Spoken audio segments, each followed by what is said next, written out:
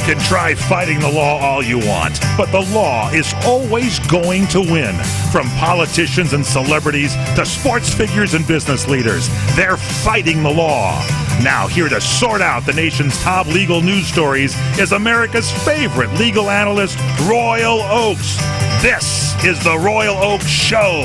Robbing people with a six-gun. I fought the law and the law won. I fought the law and the law won. Horn. Thank you, Mike, and welcome to the Royal Oakes Show, and welcome to our co-host, Ken Jeffries. How you doing today, Ken? Hi, what a week, boy, I'll tell you. Did you survive listening to every single second of the Kavanaugh hearings? Well, I dedicated newsman. I'm sure you never looked away. I was busy trying to hunt down who wrote that New York Times op-ed piece about Did Trump. You even skip bathroom breaks to watch every second of the Kavanaugh That reminds hearings? me, I got to go right now. Bye. Well, no. But Rob Marinko is here soon, anyway, if not now. Matt, do we have Rob Marinko from Florida yet? Ladies and gentlemen, We are waiting from bated breath. Soon we will have Rob Marinko on the line, filling in for our intrepid millennial correspondent Connor Oakes, who is on special assignment this week in Detroit. What is he on deep? Is he working for the deep state? I can't tell you where he is, but it's Detroit, Michigan. So there you go. Yeah, don't tell us it's Detroit. So we're going to get Rob Marinko into the mix soon, but there's a whole boatload of stuff to talk about this week, Ken Jeffries. We're going to get, of course, to the big stories of the Kavanaugh Supreme Court hearings. Not your father's confirmation. I think that would be safe to say, and I'm not being liturgical here. I'm not not talking your about mother's confirmation. I'm not talking about religion. No, this is the weirdest. I've never seen a confirmation hearing like that, with all the screaming and the protests and the Democrats not letting poor Senator Grassley begin. I mean, it was a total freak out. I've seen parts of it, and I think the actress Piper Perabo. Yeah, she weighed in. Said, I've been arrested, and stuff like that. Wild. So that's what I saw. We're also going to talk about the anonymous New York Times op-ed. Was it cowardly? Was it patriotic? I got a different take. Was it Mike Pence? Was it Lodestone? I can't believe it's Mike Pence. I don't think he could spell as well as the... that's another reason people are saying, it was Trump. It's not Dan Quayle, he can't spell potato? People were saying it was Trump. Trump wrote it himself, and my response was no, everything was spelled right, so it can't be Trump. Can't be Trump, no. But my take is it wasn't cowardly, it wasn't patriotic, it was something else, but I'll get into that a little later. But before we get to the top stories of the week, we're going to, of course, go through our favorite features, one of which is Moron of the Week. We've only got one this week. I think this guy wins it hands down. Okay. Ken, see if you agree with me. We're also going to get into our Guess the Verdict feature, where Ken and Rob, if he can join us through the miracle of technology, can guess the outcome of 3 very bizarre lawsuits. But let's get to Moron of the Week. And Ken, you may have reported on this on KBC, but this guy is amazing. Bishop Charles H. Ellis III. Quite a handle there, Charles H. Ellis III. You know, it sounds like that character on MASH, Charles Emerson Winchester, played by David Ogden. He had the clerical collar and so on. Yeah.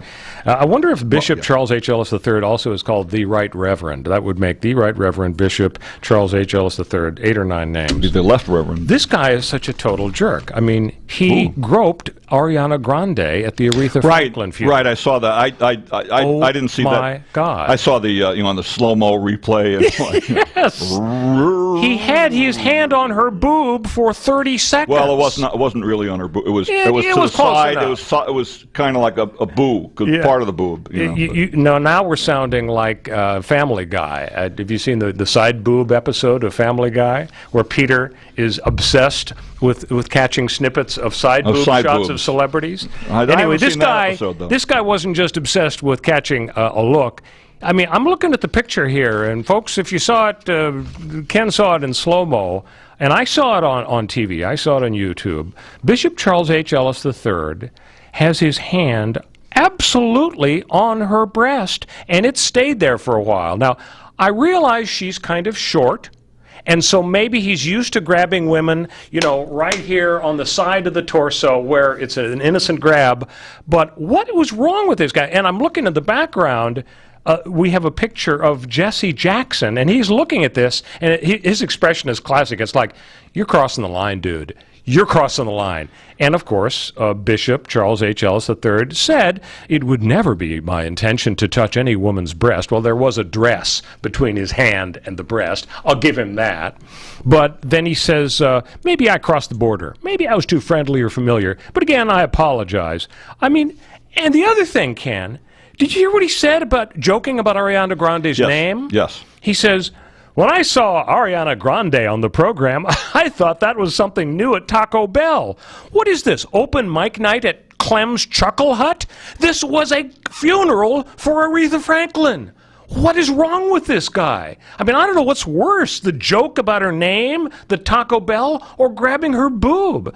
Ken, I'm getting the impression you weren't shocked and dismayed by this. Was he really irreverent by that? No, I think he was irreverent. Irreverent. He wasn't irreverent. Yeah. Were you not shocked down to your socks by this guy? I was shocked and dismayed. Both shocked and dismayed. Well, that's good to know. And the whole thing, the Aretha Franklin, which is still going, the funeral. No, that's... it was an 8-hour funeral. It was like an 8-hour funeral. It was quite a send-off. Aretha underwent several dress changes, and she, of course, was dead. And they changed her shoes. They changed her clothes, not in front of people. I did not know that. I think she had some costume changes. Seriously, during the days leading up to the funeral. Well, Maybe I'm glad there was something serious about Aretha Franklin's funeral, because Bishop Charles Ellis's grab and his Taco Bell joke were not serious. There is also a picture of Bill Clinton. Bill Clinton was on the not a dais really. Farrakhan was there too. I saw that, and I was going. What is Louis Farrakhan doing? Now, he did not speak, as far as I know, but it might be that the two of them were longtime friends. And I'm sure everyone in Israel is happy that he did. Yeah, that's. I was going. Wait a minute. Man. But Clinton was looking at Ariana Grande as she was singing. Okay, he was looking at her, but he wasn't grabbing. But he was awake during part of that, because there's some other parts that seem kind of this guy, he's automatic. He gets the prize moron of the week. We'll give it to him. So let's talk about Mr. Tesla himself, Elon Musk. He sipped whiskey and he toked on a joint during a podcast with comedian Joe Rogan. And you know, this guy is sitting on top of the world in terms of corporate success. You know, the electric car. He's got this boring machine that's going to create a tunnel from here to New York. He's going to put. By the way, he named it the Boring Company, which is not exactly an exciting name for the. Probably he had a sense of humor. Maybe he was high. Maybe he was high when he came up with the name. Yeah. Doesn't he also, Ken, have this idea to put us in a tube? Yes, I'm going to nominate you. The Hyperloop. And I've been to SpaceX. I'm not for a tour or anything, but it's in Hawthorne, and I happen to see part of it, and it's very interesting. I would like to recommend that you, as a representative of the Royal Oak Show, be the first person to be in the tube. Be in the Hyperloop. In the Hyperloop it goes from like L.A. to San Francisco, and you're going to be there in like 20 minutes, something like that? Well, he wants to build one, I think, from Hawthorne to LAX, doesn't he, or something? And, something like that. But let's get to the interesting part of the story. He's smoking marijuana. He's firing up a doobie. One talk over the line. The pod. Yeah, and so here's the picture in every freaking newspaper on the planet of Elon Musk, you know, looking very grumpy at this cloud of marijuana smoke or inhaling. Now, Matt had an interesting theory before the show. Matt, I want to know if you're serious about this. Yes. Are you trying to tell me that Elon Musk didn't inhale? And you may not be old enough to remember this, but Ken and I, being ancient, chuckled mightily in the 1990s when Bill Clinton, running for president, he was asked, "Oh, did you ever smoke marijuana, Mr. Clinton, Governor Clinton?" He said, "Oh, well, I smoked it back, when I was in college, but I didn't inhale." And the entire planet let out a guffaw. Okay? Nobody believed it. Now, you were saying before we took air, Matt, you actually think there is such a thing as somebody smoking marijuana and not inhaling? What exactly does that consist of? There is a difference. If the smoke, the THC, just floats in your mouth, yes, you are going to get a small hit, but it is nothing compared to if you inhale it. And since he's not an avid pot smoker, which he talked about on that podcast, he's going to have little to no effect. So you're saying this is actually a thing. This isn't just a Clinton joke, an evasive way to become president for 8 years. You're saying some people actually take marijuana smoke into their mouth, but just let it ruminate around there for a few seconds and then blow it out to be sociable? Some people like a fine cigar. Some people do that. Let's get Ken to break the tie, because I'm not sure I believe it. Ken, you go to a lot of Hollywood parties. Oh, sure Have you ever seen any of your celebrities when they're tired of snorting cocaine the only one off of hookers' butts? Do they ever do what Matt is describing? No. Well, there you go, Matt. I'm sorry, you're outvoted. We don't have Rob Marinko yet, do we? No, we don't. So he can't join you to make it a tie. When Rob comes through, we're going to find out. Here's my idea, Ken. I'm not suggesting that one of us fire up a doobie to get a little publicity, but this guy was on every front page of the newspapers around the world. Maybe you could drink a can of Schlitz during the show. Maybe that would get a little publicity, and we could monetize this fine podcast. Would you be willing to do that? Milwaukee great. Yeah, why not? Or maybe we could just have Matt drink a can of Schlitz, and we could describe it as it goes down his gullet. Wasn't it true that it used to be you could not drink beer on television or something like that? I think that's right. Ricky and Lucy couldn't be in bed together unless they had one foot on the ground. While they were drinking beer. No, that was Dick Van Dyke and Laura Petrie. Oh, yeah, definitely. Oh, Rob! Well, that Rob, two beds in those bedrooms. It was a different world. Even in beer commercials, I think you weren't allowed to drink beer. You could show it to your lips. Seriously. You could show it up to your lips, but not drink it. Except Ham, I think they allowed the bears to drink the beer. Land of the Ham Sky Blue Company. Waters. Yeah, nobody remembers that but us, Ken. All right. So Obama was in the news, which is kind of weird when you think about it. He's been so quiet concerning Trump. Hasn't that been surprising to you that after nearly a couple of years, the former president, Barack Obama, hasn't come out and blasted away at Trump like all his friends have been courtesy. doing? It's protocol. Yeah, that's true. Bush didn't come out and blast. But Trump's unique. Yes, he's not a politician. Right. Yeah, and so I would think they would throw the protocol book out. Well, although McIntyre on KBC said yesterday that Trump has been in office now so long he does qualify as a politician. Come on, right. When do you stop being a non-politician? So here's my problem with Barack Obama's speech that was blasting pretty hard at Donald Trump. He couldn't just attack all of Trump's eccentricities and oddities and weird policies. He had to get into the economy issue. And did you see how Barack Obama tried to take credit for our good, strong economy? I mean, when he came into power and we were in the toilet, he, of course, said, well, it's not my fault, it's George Bush's fault. Then he presided over what was probably the lamest recovery from a recession in the last 80 years. And so we were barely staggering to the finish line during his tenure. And then Trump comes in, and Trump cuts all this regulation, he cuts all the taxes, and we're into 4% growth per year territory. I don't think we ever cracked 2% with Obama. Didn't Trump actually guarantee that we're going to be 4%? Well, that's what he predicted, and he's basically delivered. And people may not like getting rid of regulations. Maybe it's going to hurt the environment. I don't know. People may not like the idea that big corporations are getting tax breaks, but it's helping the economy. They are job creators and so on. So for Obama to start spouting a bunch of statistics and say, oh, well, Trump's taking credit for the good economy, but I really teed it up for him. I mean, give me a break. I'm kind of curious. I'm interested in your take, Ken.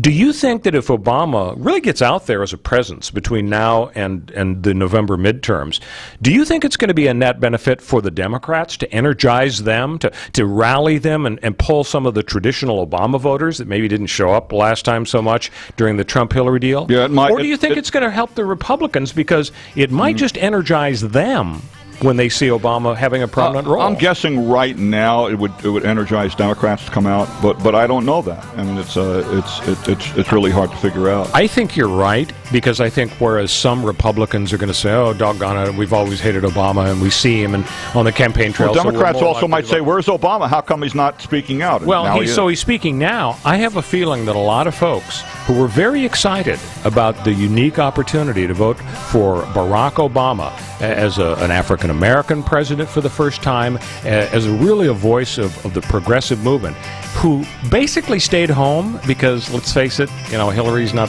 that exciting. I think they're going to come out if Obama hits hard. So if I were running the Democratic Party, I'd say bring him on and give him a bigger role. Hey, when we come back, we're going to talk about the Brett Kavanaugh hearings on Royal Oak Show. Stay with us. Hi, everyone. This is Fred Dreyer. You listen to me every week on the Sports Lounge. Well, I'm here to tell you my good friend and co-host, Michael Horn, is making his wine knowledge and his incredible industry contacts available to you. Mike will educate you in the world of wines.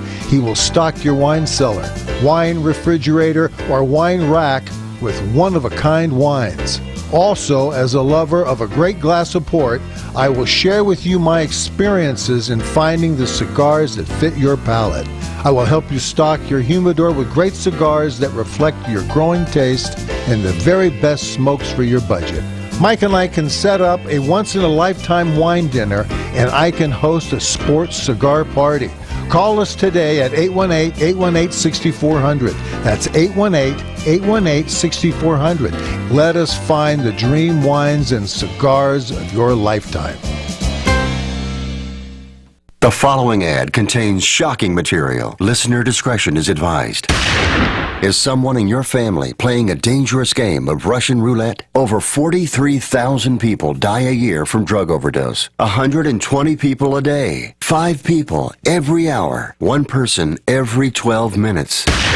88,000 people die every year from alcohol abuse. Over 240 people a day. 10 an hour. 1 person every 6 minutes. Somebody you know may be next. Learn how to help someone you love get away from the drugs, alcohol, and bad influences. With the FMLA, people can take a leave of absence from their job and still keep it. Call Quit Drugs 321 now at 800-378-3315, 800-378-3315, 800-378-3315. That's 800-378-3315. The smartest way for you to get the lowest prices on your plane tickets, domestic or international, is to call SmartFares first or last, but you've got to call us before you book your plane tickets. Fly anywhere in the world, fly anywhere in the U.S., and SmartFares can save you up to 75% on your plane tickets. We have the lowest airline ticket prices on over 500 airlines, and you've got a great 12-hour free cancellation window. Plus, with our live agent help, you can always get fast help and fast answers. So on your next trip, maybe today, maybe tomorrow, how about right now? Pick up your phone and call SmartFares, plus save up to 75% on your plane reservation. So call right now. 800-915-2644, 800-915-2644, 800-915-2644, 800-915-2644.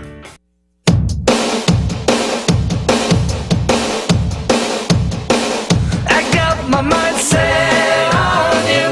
I got my mind set on you.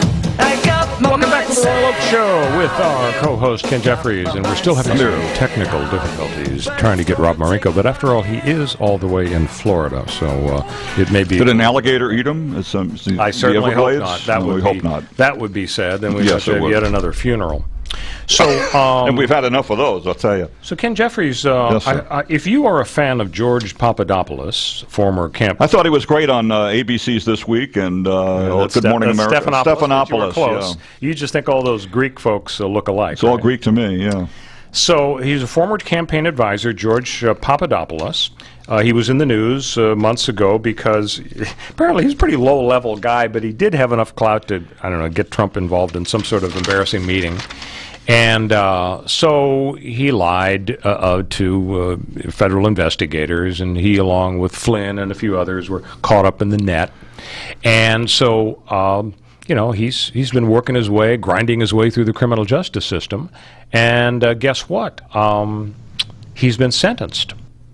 And did you hear the sentence he got for lying to the FBI and the federal government, Ken? Yes, I did. It was like a vacation. Yeah. 2 weeks. It's the standard vacation. Most Americans, have a 2-week vacation. Rob Marinko, I believe we can see you right now. Can we get him up, so to speak? Can you hear us, Rob? I can. Good. Hello there. You're actually on the air. Welcome back. You won't believe how many people have been calling in worried about you. Where's Rob? You're Why can't right. you connect I won't with Rob? believe it. And you're right here. You're right above my finger there on the screen. So welcome to the program. Thank you. Good to be here. So we were talking about George Papadopoulos, the Trump advisor, who was accused of and apparently pled guilty to lying. And Ken just gave the correct guess. You are an ace newsman as well, Rob Marinko, so you've probably been covering the story. Do you know how long Papadopoulos got in jail as a result of... I do. I didn't hear Ken's answer, but I believe it was 14 days. Yep. How can a guy get 14 days for lying? I mean, I'm not saying I'm he's sorry, I innocent said, or guilty. wait, he's right. I said 2 weeks. Yeah, and that's roughly 14 days. Okay. Rob, do you have an explanation for this? How can a person be found guilty and the judge looks down at him and says, it's like a joke. There was a New Yorker cartoon several years ago, and the judge is looking down at this very contrite man, and the judge says, another murder? Do you enjoy spending 6 months in jail? That was a joke. That was a New Yorker cartoon. Do you have any explanation, Rob, from your perch in Florida as to how this guy could get only 2 weeks? No, other than I think the fact that people lie to investigators is becoming more common and more accepted. Well, you say that tongue-in-cheek, but actually there's kind of an analogy. You can count on the fingers of one hand the number of perjury prosecutions in the entire United States per year. And when you think about the fact that, let's face it, I've tried a bunch of cases. I've never tried a case where I didn't see lots of people lie every single case I've been involved in. It happens. And for there to be virtually no prosecutions, it's like, well, we're just not taking it seriously. And as you say, Rob, I guess maybe we're not taking this seriously. Now, and it's not an outlier because, guys, there's another person. Mr. Mueller's inquiry also involved a lawyer named Alex van der Zwaan, who also admitted lying to federal investigators. He got 30 days, just slightly more than twice as bad as George Papadopoulos. I don't get it. His lie may have been more in the gray area as opposed to the white lie that Papadopoulos told. I suppose. Hey, one of our features that we really enjoy, as you know, Rob Marinko, is Guess the Verdict. And I have, now that thanks to the miracle of technology, you're on the show with us, I have 3 lawsuits I want to ask you and Ken about, and we'll just see how good you guys are at guessing the outcome. Are you ready for the challenge? Yes. Okay. Number 1, Michael Folkrode of Pittsburgh, Pennsylvania, comes home one day to find his wife in another man's arms. Michael punches the interloper. The victim files charges, and Folkrode, that's a hard name to say, Folkrode goes on trial for assault. Be careful when you say that, by the way. Yes, it's like going to Fuddruckers. You better not go to Fuddruckers drunk, or else you're going to really be embarrassed. So, guys, what do you think? Was Michael Folkrode guilty of assault for punching the guy who was sleeping with his wife, or not? Rob Marinko, let's start with your guess. My guess would be yes. He would be convicted of assault. Mm-hmm. And what about you? Okay. Yeah, I think so, too. I mean, assault and maybe a battery in there, too. Well, let's not bring Robert Conrad into this, no. Well, you guys are right, but there's an asterisk. There's always a big asterisk, right? The judge literally slapped him on the wrist. And when I say literally, I don't mean literally like some people say, oh, I literally am dying to see you. No, you're figuratively dying. He took the guy's wrist, slapped him, sentenced him to 5 minutes probation, saying Michael was severely provoked. Yeah. Kind of like our 14 days. When we come back, 2 more cases, folks. Stick with us.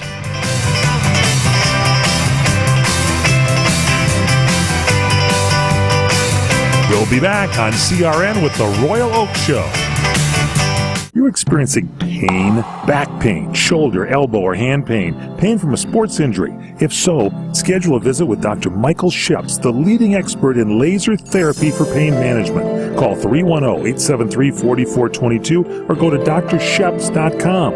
Experience Epic T, the breakthrough laser therapy system that Dr. Sheps developed to make you pain-free in less time. Laser therapy is a non-invasive, safe, and effective in-office procedure that penetrates deep into your skin without damaging the tissue. It perfectly targets areas of pain to promote fast, natural healing.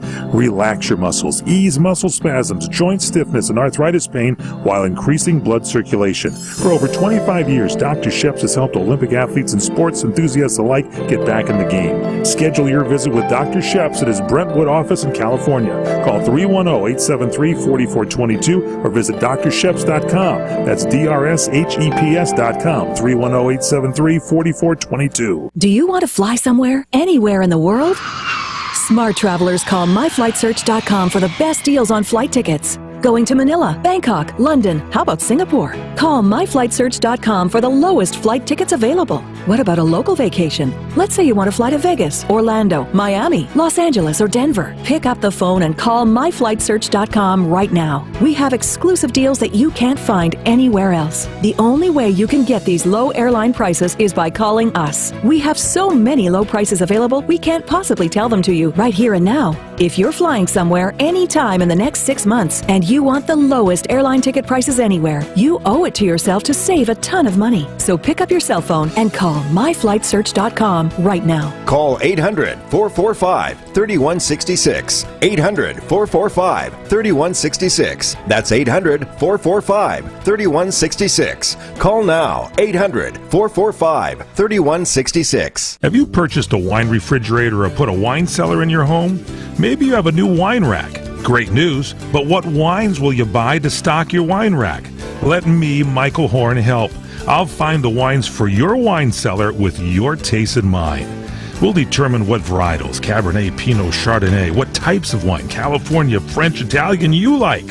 We'll find you one-of-a-kind wines from all of our friends we interview daily on the What's Cooking show and the What's Cooking on Wine show. On a budget, we'll find you the best affordable wines. Want hard-to-get library wines? We can source those for you, too. And if you need cigars, let L.A. Rams sports legend and iconic actor Fred Dreyer make your selections. Hey, we could even host a wine dinner for you or set up a sports cigar party with Fred. Call me, Michael Horn, at the What's Cooking Today show. Call 818-818-6400. That's 818-818-6400. Let us find the dream wines of your lifetime. Do you owe back taxes to the IRS? Newsflash, the president has changed the tax laws, and now you may be able to pay the IRS less. If you owe $10,000 or more in back taxes, the tax doctor can help you pay the IRS as little as possible allowed by law. There are new tax laws for business owners, the self-employed, even W-2 workers. If you have a back tax problem or a few years of unfilled returns, new help to save you money is now here. Call right now to see how the new tax laws can help you. Plus, right now, we'll waive the consultation fee and give you a free tax savings report. Attention business owners, the self-employed, and W-2 workers. Make this free call to the tax doctor now and learn how to take advantage of the new tax laws that may help you pay the IRS less. 800-985-1610. 800-985-1610. 800-985-1610. That's 800-985-1610. Welcome back to the Royal Oak Show with our co-host Ken Jeffries. Oh God, I'm getting diabetes listening to this thing. Our co-host Rob Marinko. Rob Marinko, do you have a higher opinion of happiest girl in the whole USA than our friend Ken Jeffries has? No, I'm right with Ken on this one. What's wrong with you guys? That's one of the most feel-good, upbeat, it's a happy song. Are you guys just naturally morose? Is that the problem? I personally like Eve of Destruction by Barry McGuire. That's a little dark compared. So, guys, we're right in the middle of our Guess the Verdict feature. I've got two more cases. You tell me how you think these turned out. We'll see if you do as well as you did on the first one. A fatso defendant is convicted. Is that fat-shaming to say fatso defendant? Well, there was a movie by that name years ago with Dom DeLuise. And it wasn't fat-shaming. It was called Fatso. Was Burt Reynolds in that one as well? You know what? We should have an homage, an appreciation for Burt. I don't know, but it was in that one. I don't believe so. No, probably not. It doesn't sound like a Burt Reynolds movie. No. My favorite Burt Reynolds performance was when he did the Twilight Zone episode, and he was an actor. He did a Brando type role. Do you guys remember that? The feature where the failed TV writer through black magic conjured up William Shakespeare, and he convinced him, Will, you and I are going to be big TV writers. And so Burt Reynolds was in that one, but Burt was an amazing star, and I'm glad he's getting all the attention in the media this week. Back to the issue. An overweight defendant is convicted of felony drug charges. He appeals on the basis that the evil U.S. attorney kept rejecting obese members of the jury pool. You get the free strikes during the jury selection process. He argued the government acted improperly in trying to cleanse the jury panel of people who might feel some corpulent kinship with the perpetrator. So the Ninth Circuit is considering the appeal of the guy who was convicted. How do you think the appellate court handled this? Would they reject the conviction and have a new trial with lots of overweight jurors? What do you think, Ken Jeffries? It's a thought-provoking question. Probably would leave it alone, I guess. I don't know. So you think they're just allow the conviction to stand? Sounds like a stand? case for the thin man. Rob Marinko, what do you think? I'll go out on the limb. What the heck? I think that they are going to accept that argument and turn that conviction over.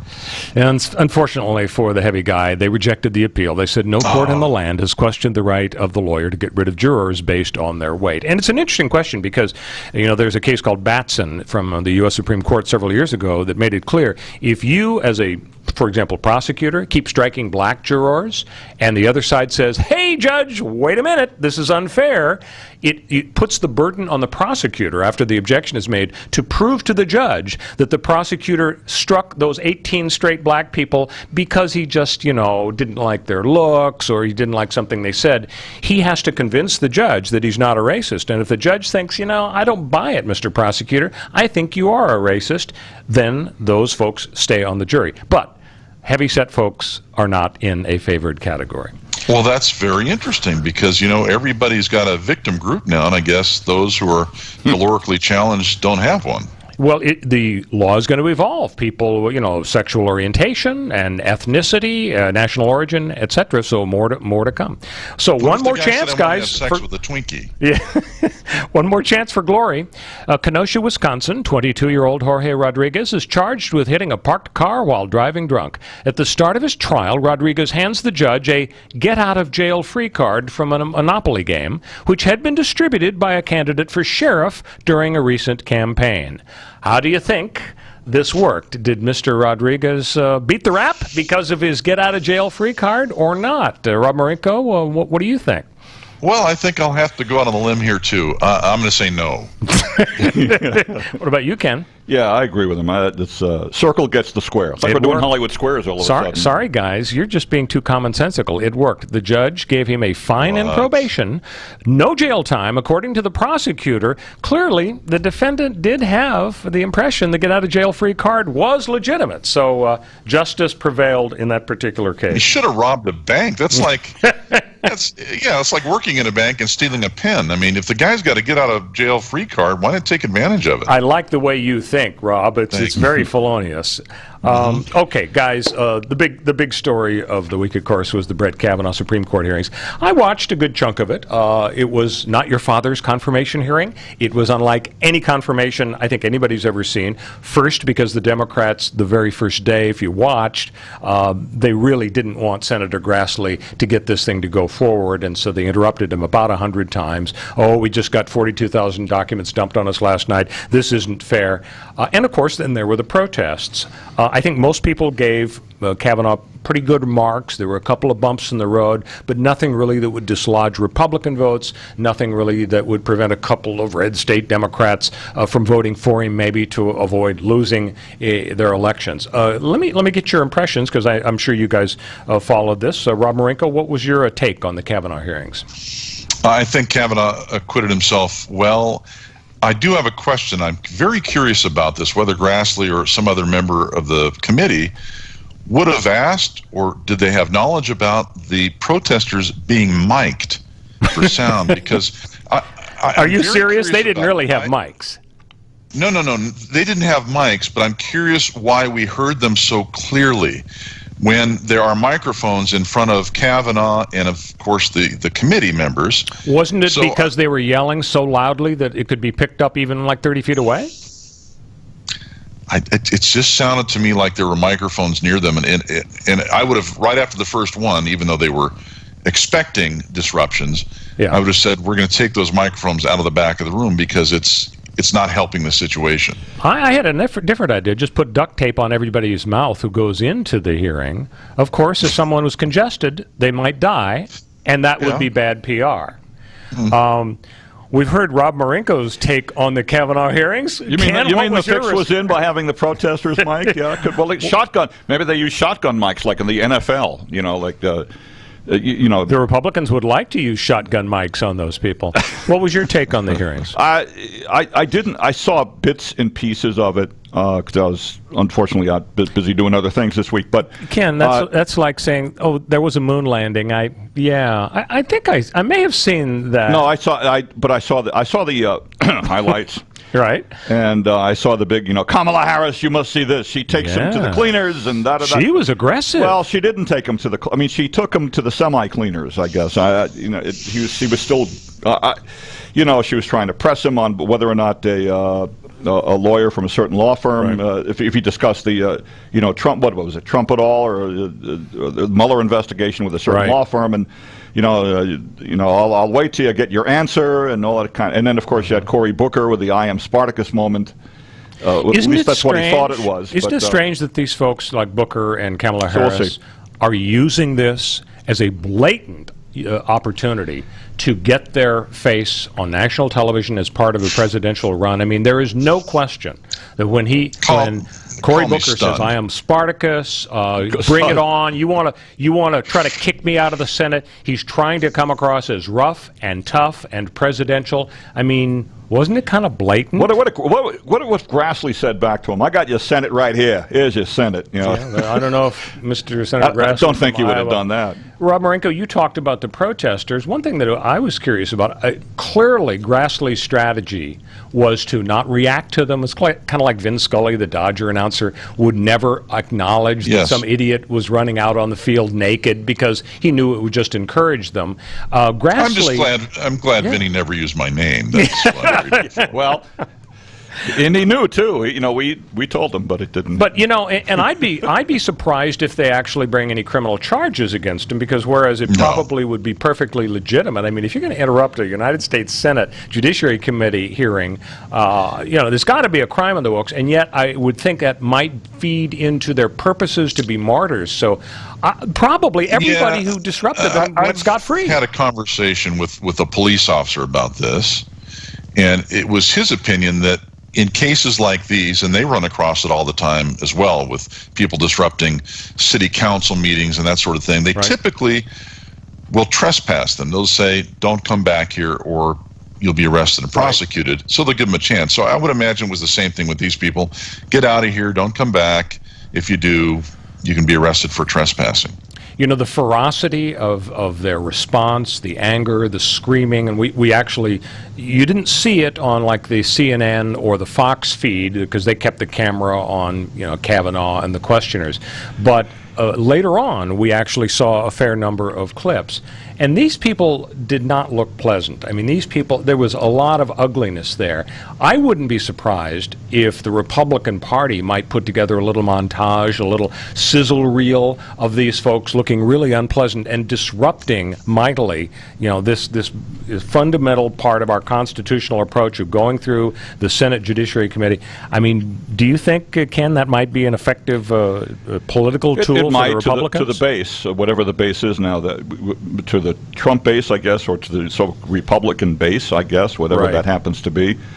Other than that, I don't know if. But the arrogance, to me, of the people who are just their heads are exploding, their hair is on fire about Kavanaugh. Do they do the math? Of the last 18 Supreme Court justices, 14 have been nominated by Republicans over a period of decades. And yet, during that period, we have gay marriage, we have affirmative action, safe and sound, we have Roe versus Wade, safe and sound. We have Obamacare, safe and sound, all due to the coming together of Republican appointees, Chief Justice Roberts, Kennedy, and so on. And all of that, the idea that Trump would get another voice on the Supreme Court causes their head to explode? I don't get it. Rob Marinko, what's your take on that? Well, two things. One is I agree with you about the campaign bait that these protesters have provided for the midterms, and that Republicans would be silly not to use some of those images and sounds, because the screechingness was, I know Democrats, so believe it or not, I have Democrat friends, and to the person, they were disgusted by it and wish that the party wasn't going more in that direction. And it's funny. You're absolutely right. I'm glad you cited those big subjects, Royal, because it's true. The Supreme Court overall seems to have been kind of ruling moderately in the Yeah, I mean, past, there's the gun control Heller decision. years. There's Citizens United. So you've had some stuff on the right. There's a few big cases, but for the most part, yeah, nobody's head should have exploded. So Condi Rice was sitting there. Yeah. She gave the big speech for him, the introduction. So seeing her, could it be possibly the dawn of a presidential campaign? I think there are millions of Republicans around the country whose prayers would be answered if Condoleezza Rice were to step up and say, you know, I'm actually going to consider running. All due respect to Mr. Trump, you know, I think I could do very well with my experience. I mean, let's face it, Teddy Kennedy almost beat Jimmy Carter in 1980 for the presidential nomination, knocked the president off. Ronald Reagan almost beat Gerald Ford for the Republican nomination in 1976. It wouldn't be totally unheard of for somebody to make a strong showing in 2020 to deny Trump the Republican nomination. And who better than Condoleezza Rice? And she has links to the Bush family, whom Trump reportedly hates, right? Yeah, there's that awkwardness. That's interesting. I thought you were talking about maybe 2024. No, I'm talking about 2020, Rob. I'm talking about getting Mr. Trump off of the track because I'm kind of concerned that he's so controversial that he might have a little bit of difficulty beating, I don't know, any Democrat except perhaps Elizabeth Warren. Maybe people couldn't swallow that. There's one thing he could be, and he still is right now, I think, the Teflon Don in more ways than one. I don't know. Now, we don't know yet. The public opinion surveys, he's not doing great. Well, he's not doing great in this op-ed thing, this anonymous op-ed thing, whatever that's about. Who knows where that's going to go. And a lot depends, I guess, if Democrats take the House, and which I know our friend Doug McIntyre says he thinks that they will do in November. Yeah, Doug's on record predicting that. So I actually wanted to go there. I'm glad you brought up the op-ed piece. I want your guys' take on that. Everybody was freaking out over the fact that this senior administration official in the Trump administration is he's cashing his paycheck and he's showing up every day and working for Mr. Trump, and yet he's trashing him in the New York Times. Some people vociferously said, you know, he's a coward. This is a total disloyalty. I guess my take on it was, it's not that big a deal to me that he's kind of cowardly, I guess, and disloyal, but he's entitled to have his opinion. And if he really thinks that we're going down the toilet because of Donald Trump, it's okay for him to say that. Should he have resigned? I don't know. I guess my bottom line is, because he's anonymous, it's pretty worthless what he said, because we can't judge. He may be saying these things because Donald slighted him in the hall and he hates Donald for embarrassing him or something. He may have a grudge against Trump. Could be a woman too, right? Could be a woman. Could be, as I said at the start of the show, it can't be Pence because all the words were spelled right in the column. Calling him anonymous. How about we just call him, I don't know, Jason Blair, former disgraced fired New York Times. Jason Blair. That's true. That's true. I mean, I don't know. Is it above the New York, or is it below the New York Times to come forward with something that's totally false, as in the Jason Blair case and a number of other cases where they've had to retract things? I mean, why not say that this person tells us, and we believe them, that they work in the Trump White House? I think we're making a fairly big assumption, saying, and you see it in every news report, and believe me, since I do the news, I see it daily. Right. This person is reported as someone who works in the Trump White House. Prove it.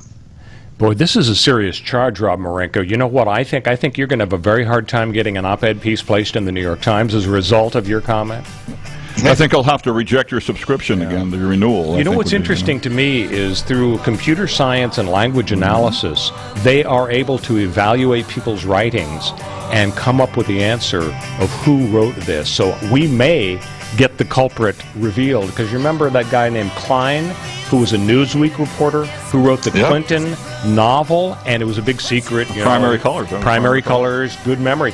Who wrote it? And people ran his writing through a computer and said, this sounds just like Klein's writings in Newsweek. So I know, for example, Ken, you always say dadgummit. So every time I see that in print, I know it's Ken Jeffries.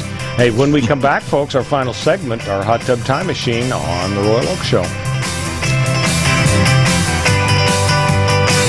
We'll be back on CRN with The Royal Oak Show.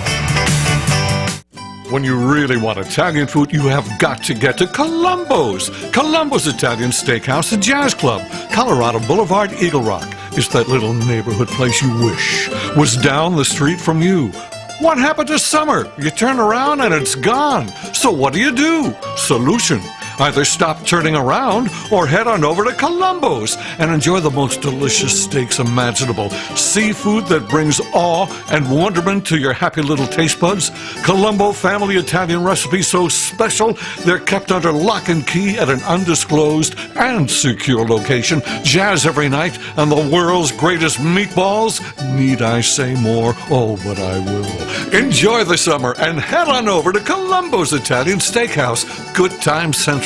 Columbo's, because it really is that little neighborhood place you wish was down the street from you. Columbo's. Mangia. Hi, everyone. This is Fred Dreyer. You listen to me every week on the Sports Lounge. Well, I'm here to tell you my good friend and co-host, Michael Horn, is making his wine knowledge and his incredible industry contacts available to you. Mike will educate you in the world of wines. He will stock your wine cellar, wine refrigerator, or wine rack with one-of-a-kind wines. Also, as a lover of a great glass of port, I will share with you my experiences in finding the cigars that fit your palate. I will help you stock your humidor with great cigars that reflect your growing taste and the very best smokes for your budget. Mike and I can set up a once-in-a-lifetime wine dinner, and I can host a sports cigar party. Call us today at 818-818-6400. That's 818-818-6400. Let us find the dream wines and cigars of your lifetime. Do you want to fly somewhere, anywhere in the world? Smart travelers call myflightsearch.com for the best deals on flight tickets. Going to Manila, Bangkok, London, how about Singapore? Call myflightsearch.com for the lowest flight tickets available. What about a local vacation? Let's say you want to fly to Vegas, Orlando, Miami, Los Angeles, or Denver. Pick up the phone and call myflightsearch.com right now. We have exclusive deals that you can't find anywhere else. The only way you can get these low airline prices is by calling us. We have so many low prices available, we can't possibly tell them to you right here and now. If you're flying somewhere anytime in the next 6 months and you want the lowest airline ticket prices anywhere, you owe it to yourself to save a ton of money. So pick up your cell phone and call myflightsearch.com right now. Call 800-445-3166. 800-445-3166. That's 800-445-3166. Call now. 800-445-3166. Welcome back to the Royal Oak Show with our co-hosts Ken Jeffries and Rob Marinko, starring from Florida.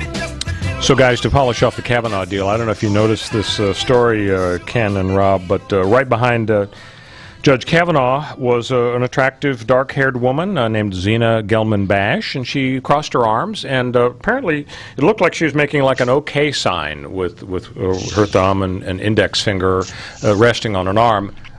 Who knew? Apparently that's a white supremacist, like KKK, evil Nazi type sign. Yeah. And so it was all over the internet. And so it turns out her husband was not really happy. He noted she is the granddaughter of Polish Jews who just barely escaped the death camps, has a Mexican mother, Jewish father. There is absolutely no white power sign, but this was a meme that went out there, and I think it was just a sign of how desperate the opponents of Judge Kavanaugh were to come up with something. I mean, did they really think that people's votes are going to be changed because of this? I don't know. No, it's interesting because I'll tell you, the AP puts out something. They started this not too long ago, where they report on fake news, and they send it along as a story every evening. Right. And the last night they had one where if you go on Facebook or Twitter, you'll see the guy with a house burning in the background, and the storyline is that he set his own house on fire, burning his Nikes in protest. Turns out it's totally false. Really? And but you know, the friends of Kaepernick and Nike and all that, they put out this stuff, just like the white power thing. Yeah. and so many other phony news stories, it kind of makes Trump's arguments sometimes about the fake news. I think there's more of it than less of it. So there's fake news, guys, and then there's fake talk shows. Are you familiar with the Sacha Baron Cohen show, Who is America? So he had Roy Moore, the guy who wanted to be senator from Alabama, and gosh, he kind of punked him.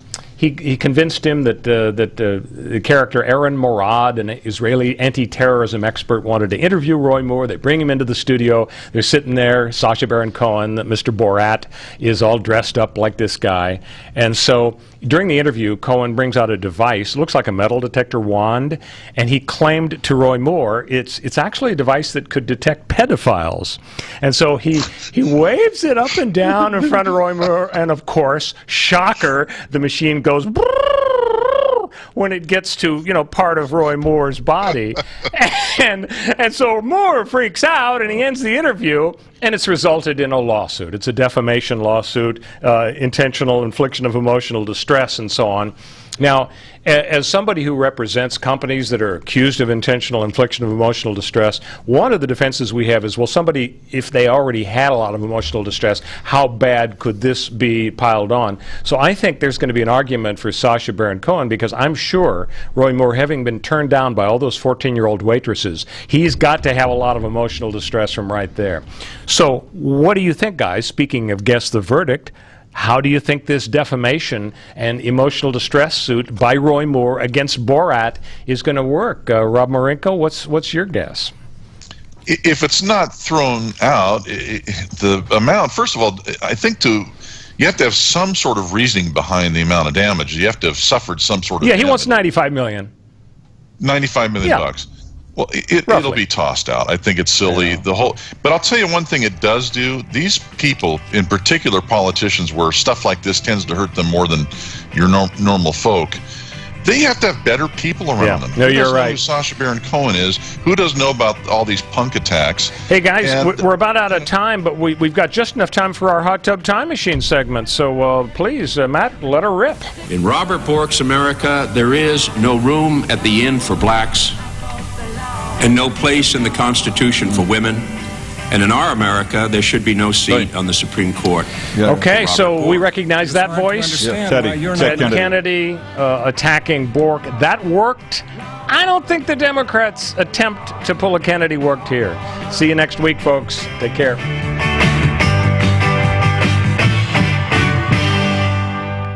CRN Digital Talk Radio prides itself on being the station of every situation.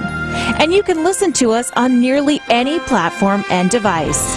Download to your iPhone, Android, and BlackBerry episodes of What's Cookin'. And take Master Sommelier Michael Jordan with you to the wine shop so he can help you pick out that perfect bottle of wine. Stream episodes of the Sonoma Wine Report through our CRN app, TuneIn Radio, Nobex, Stitcher, UTunes, or AHA Radio, and start planning that unforgettable weekend in the wine country. They're in your corner on iHeartRadio, iTunes, and many other apps. And of course, you can always listen live through your local cable TV provider, as well as on our website at CRNTalk.com.